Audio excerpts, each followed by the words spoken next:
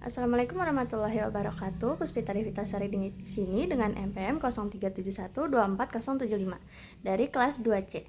Pertama-tama, terima kasih untuk Bapak Dendi Saifulzain MPD selaku dosen mata kuliah Perspektif Global. Simak.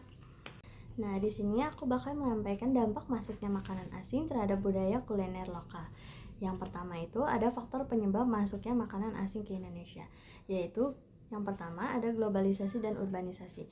Nah, dengan adanya globalisasi, makanan-makanan asing itu dapat masuk ke Indonesia dengan lebih mudah dan menyebabkan pergeseran pola hidup masyarakat Indonesia yang jadi lebih sering memakan makanan impor ataupun makanan-makanan instan.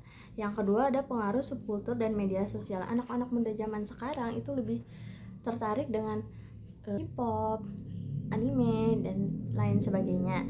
Nah, di media sosial ini tuh dapat mempengaruhi pola konsumsi mereka juga, karena mungkin mereka melihat idola-idola mereka yang memakan suatu makanan dan mereka ingin mencoba makanan yang dimakan oleh idol-idolnya itu. Yang ketiga, akses terhadap bahan dasar dan inisiatif korporasi. Banyak makanan impor di Indonesia yang membuat Indonesia dapat dengan mudah memproduksi makanan-makanan asing. Nah, banyak juga sekarang restoran-restoran internasional yang ada di Indonesia. Nah, yang keempat ada budaya dan status sosial. Nah, mengonsumsi makanan-makanan asing mungkin bagi para orang-orang dengan kalangan atas itu menjadi kebiasaan dan perilaku yang menurut mereka itu sudah biasa, karena mungkin bagi mereka makanan-makanan asing itu lebih menarik gitu ya. Nah, yang lalu ada juga yang beranggapan bahwa mencicipi makanan-makanan asing itu sama saja dengan mereka sedang mempelajari budaya-budaya asing tersebut. Nah, yang kelima, diplomasi kuliner dan promosi pemerintah. Beberapa negara aktif banget nih untuk mempromosikan makanan-makanan khas mereka, seperti Korea dengan ramyeon, samyang dan jajangmyeon, Jepang dengan ramen dan sushi mereka. Dan juga mereka kerap mendukung ekspor produksi makanan mereka. Selanjutnya ada pengaruh makanan asing terhadap pola konsumsi masyarakat. Yang pertama, preferensi dan estetika modern. Nah, di zaman sekarang ini anak-anak muda lebih memikirkan estetika pada makanan yang mereka makan. Mungkin bagi mereka makanan-makanan asing ini terlihat lebih estetik daripada makanan-makanan tradisional. Nah, yang kedua, kemudahan akses dan efek media sosial. Dengan adanya makanan-makanan asing instan dan banyaknya restoran-restoran tema makanan asing, mereka jadi mudah membeli makanan asing tersebut. Lalu dengan adanya media sosial, mungkin melalui konten-konten makanan-makanan viral, anak-anak muda zaman sekarang itu jadi lebih tertarik dengan makanan asing ketimbang makanan tradisional. Yang ketiga, pengaruh ekonomi dan gaya hidup.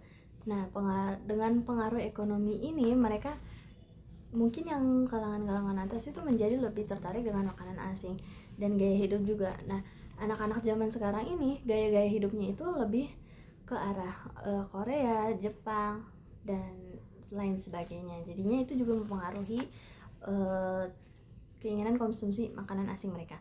Nah, yang keempat ada dampak negatif pada tradisi lokal. Ini yaitu makanan-makanan lokal tradisional sekarang ini menjadi kurang diminati oleh anak-anak muda zaman sekarang, karena mereka lebih melirik makanan-makanan asing yang terlihat mewah dan menarik bagi mereka. Nah, selanjutnya ada dampak masuknya makanan asing terhadap eksistensi budaya kuliner lokal. Yang pertama, ada perubahan pola konsumsi masyarakat. Masyarakat yang tadinya lebih menyukai makanan-makanan tradisional menjadi lebih sering memakan makanan cepat saji dan makanan-makanan asing. Nah, yang kedua, penurunan minat terhadap makanan tradisional. Dengan adanya makanan-makanan asing yang mungkin terlihat lebih enak dibanding makanan tradisional, jadinya makanan tradisional Indonesia ini menjadi kurang menarik bagi mereka dan lebih jarang dikonsumsi. Nah, yang ketiga, komersialisasi dan modifikasi kuliner. Kita bisa memodifikasi makanan-makanan tradisional kita dengan cara mengubah bungkusnya, melakukan promosi-promosi dan sebagainya. Nah, yang keempat, tantangan terhadap pelestarian budaya. Dengan adanya makanan asing, pelestarian budaya tentang makanan-makanan tradisional Indonesia ini menjadi kurang menarik untuk anak-anak. Nah, makanya kita harus memberitahu mereka. Yang keempat, ada upaya untuk menjaga keberlangsungan budaya kuliner lokal di tengah arus globalisasi. Yang pertama, edukasi dan pengenalan kuliner lokal sejak dini. Nah, mulai dari anak-anak sejak kecil kita bisa memperkenalkan kuliner-kuliner tradisional Indonesia kepada mereka. Yang kedua, pengembangan inovasi pada kuliner tradisional. Nah, dengan kita bisa mengembangkan kuliner tradisional ini dengan menggunakan bahan-bahan yang mungkin ditambah-tambah atau pengemasan yang baru dan promosi juga melalui media sosial. Yang ketiga, ada digitalisasi dan promosi melalui media sosial.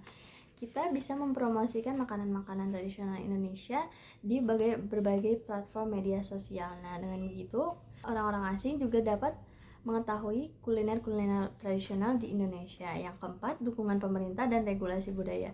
Pemerintah bisa banget nih mempromosikan makanan-makanan tradisional Indonesia dengan promosi di festival-festival. Nah, yang kelima, festival dan event kuliner tradisional.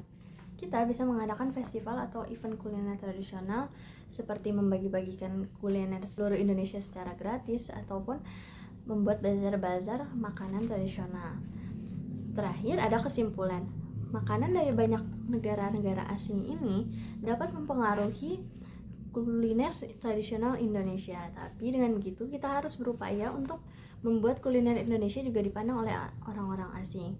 Nah, kita bisa melakukannya dengan mengepostnya di media sosial dan sebagainya. Baik, cukup sekian. Terima kasih. Wassalamualaikum warahmatullahi wabarakatuh.